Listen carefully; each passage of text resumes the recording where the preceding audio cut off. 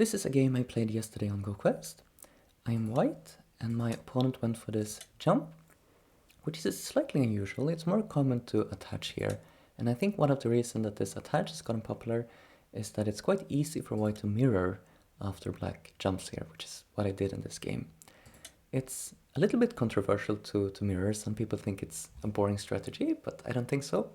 It can take a lot of reading to know when to break the mirror and how to follow up after the mirror, and it can just lead to some very interesting positions. So I don't mind to mirror when the opportunity presents itself, like here. So black invades, I invade, black sort of loosely surrounds the invasion, I mirror, and we just continue mirroring for a few more moves here. But I do spend some time on each move checking, like, does black have some devastating way to break the mirror here that I need to watch out for? And when black peeps here, this is the time when I finally decide that continuing to mirror would not be a good idea.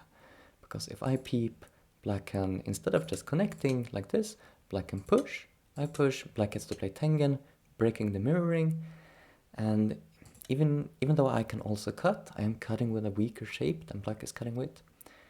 So this position is good for black. Black can just get all this endgame and win this game easily. So I have to respond here when black peeps, and then black pushes down here, puts pressure on this group.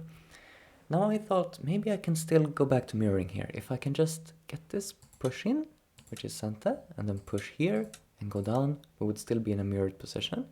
And I was interested to see how black was going to handle this, because, you know, if we both live here, maybe it's going to be some sec in the middle or something. It didn't seem like a position where black can easily play Tengen at a useful time. You know, Tengen is just a dummy here. So it seems difficult to handle for black. But black didn't allow this. Black jumped out here. And now I'm in some trouble because my bottom right group is about to die, and I can't just spend a move to save it, because then, of course, this group dies instead. So I have to take care of this. I push here and I hane. I try to be a little more efficient here than just going down. If I do this, black later has the c8 move, threatening to connect, securing some eyes in the one eye in the corner. With the hane, like this, now I have the option later to remove this eye with a8 or b9. And I can hane because if black cuts, then I can Atari, push here, and there's a cut on d3, which is going to cause trouble to black. So black cannot cut, instead black defends this. And now I handled this group, but now black goes for the kill on the bottom group. So I did have an approximate plan here, which was to play this attach. This looks like there's an eye shape for the group, and if black just hanes, I can play this forcing move towards this cut and live easily like this. And if black hanes, this is a ko, but I have some local ko threats, so this is also good for white. But black found this move, which I had totally overlooked, and this is crushing. Now, if I connect and black plays here, I just don't have enough space to live. So I thought it was basically game over from this point.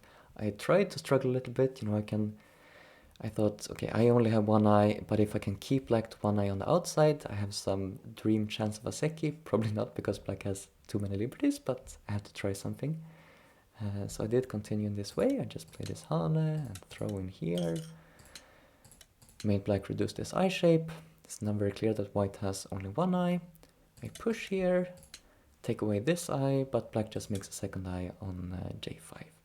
So now it's basically game over. We play out the rest here, and I try to make a co-op here as well, but yeah, nothing is really working for me, and in the end it's quite a crushing defeat. I think I was losing by like 18 points or something. So that was sad. Let's go back, because I had a missed opportunity actually.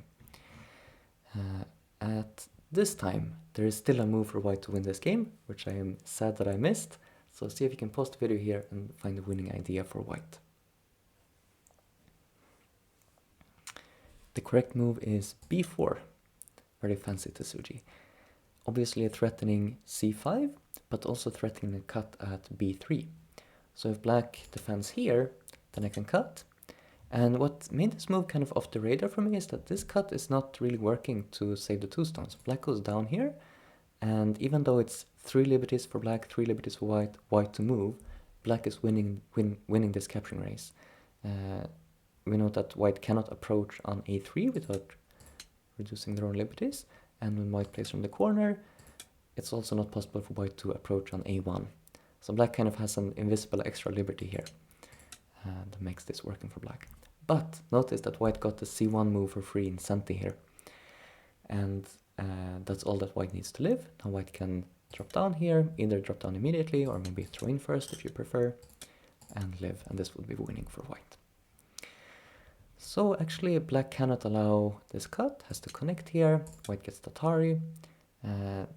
Killing all of this is enough for white to win. Black can try to fight this ko, but white can either just ignore it or even respond, since white also has some ko threats.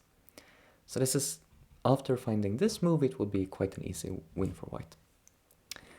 So yeah, too bad I didn't find it. Well done to you if you did. Hope you found this game interesting, and see you in the next video.